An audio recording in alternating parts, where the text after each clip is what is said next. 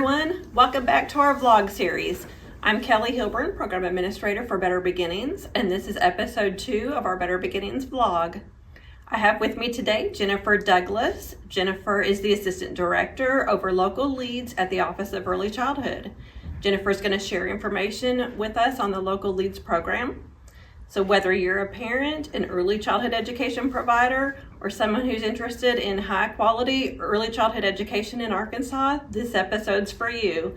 Let's get started. Thank you for joining us today, Jennifer.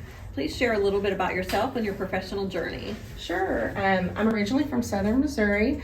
I grew up there my whole life. I married Matt Douglas, and I have 4 children together, ages 19 to 28, and we live in Greenbrier, Arkansas.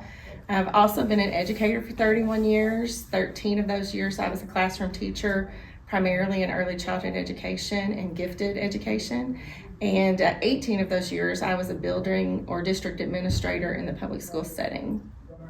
And now you're at the Office of Early Childhood as Assistant Director over Local Leads. Yes. So tell us a little bit about the Local Leads program. Well, Local Leads is an initiative that came out of the LEARNS Act.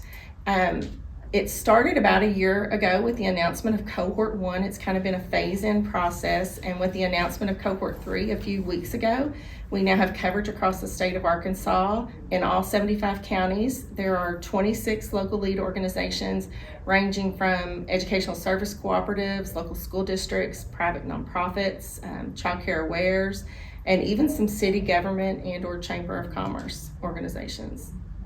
And how do the Local Leads support early care and education providers in their communities? Well, one of the things we task them to do, first of all, is to really get to know the providers in their area and to bring the providers together so that they can create a collaborative network with each other. Sometimes providers feel like they're on an island out by themselves, and so really bringing them together and helping them learn that they can lean on each other to promote early childhood in their community, and then also just to have support for early childhood education, whether it's training or materials. One thing that one of our local leads has done to this point is they got certified to have background checks for their catchment area so that they can provide subs for the providers that often struggle finding subs that have all the proper background checks.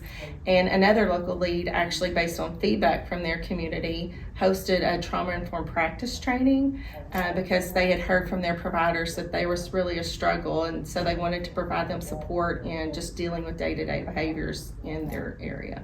It sounds like they've really hit the ground running and already have some great ideas for their communities. Yes. So how will families benefit from that? I think families will benefit because all the work is centered really around increasing access to quality childcare and really focusing on kindergarten readiness. The local leads try to provide support to providers, but then also connect providers to things that will help support families in their area as well. And some local leads have even begun having coordinated enrollment, and so that any family in the area who's looking for childcare can contact their local lead, and they will help them find where there's an opening to access quality childcare. What impact will local leads have on the children in their communities? I believe local leads will have a direct impact on children across the state of Arkansas because there's such a focus on child outcomes and kindergarten readiness. Many of them are observers for the pilot for the classroom assessment scoring system, and that is a tool that we're piloting that really focuses on teacher-child interactions and just increasing oral language in children. And in my opinion, that'll have a direct impact on their kindergarten readiness. And they're also very focused on making sure providers have the support they need, whether it's training or access to materials, and really coming alongside providers in that process.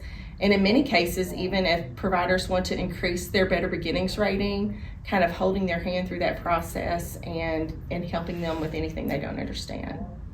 How does Local Leads equip stakeholders to support early care and education providers within their community? One thing local leads are tasked with is not only connecting with providers, but connecting with the business and industry leaders across their community. And the hope is that they will create a stakeholder group that will further the initiatives in their community area and create a local plan to improve access to quality childcare or even expand childcare in their area through partnerships and a collaborative network.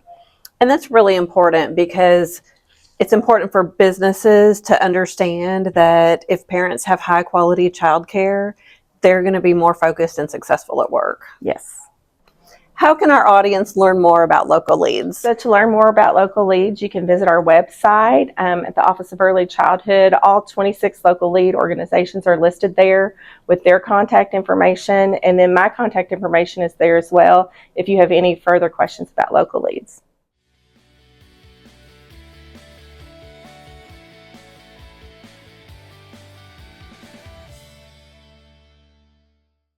Thanks again for joining us today, Jennifer. Stay tuned for some winter safety tips. Hi, I'm Marasha Grimes with Better Beginnings. Playing outdoors is an all-year-round activity. Cold weather doesn't have to be a barrier to stop your children from going outside, getting the activity they need to grow healthy and strong. So, here's 5 tips to help your child stay safe this winter season. 1. Dress children in multiple thin layers. Children lose heat quicker than adults because their bodies are smaller. Dressing them in layers will help ensure they remain warm. A good rule of thumb is to dress children in one more layer than an adult would wear at the same temperature. Number 2, cover children from head to toe. A hat, gloves, or mittens, thick socks, and insulated or waterproof shoes can help ensure children are fully protected from the cold, especially their fingers and toes. Number 3, keep them hydrated. Cold weather is drier and causes children to lose more water through their breath. Make sure they're drinking water and other fluids throughout the day. Number 4, avoid playing in the streets. Don't encourage children to play in the streets, even on closed ones. And number 5, injury prevention. Encourage children to avoid walking on ice to prevent injury. Ice can accumulate anywhere, especially on sidewalks and other hard surfaces. If they must walk on it, encourage them to walk like a penguin. Walking slowly and spreading your feet out slightly like a penguin while walking on ice increases your stability. Children learn best through play. Spending time outside allows them to explore more of the world around them. By following these 5 safety tips, you can help ensure play happens all year. Thank you for watching this episode of the Better Beginnings vlog. For more information on how Better Beginnings is investing in high quality early childhood education, visit our website at www.arbetterbeginnings.com or catch us on social media.